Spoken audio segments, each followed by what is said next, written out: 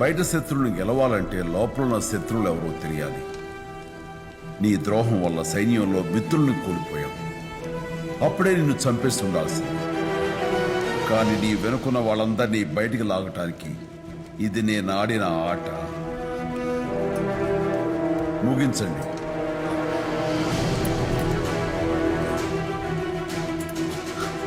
అన్నా, గుండెల్లో వద్దు, ఫీలుడు అయిపోతాడు. ప్రమాణం చేసి మాట తప్పాడు కదా, అన్నగారికి గొంతులో దించండి.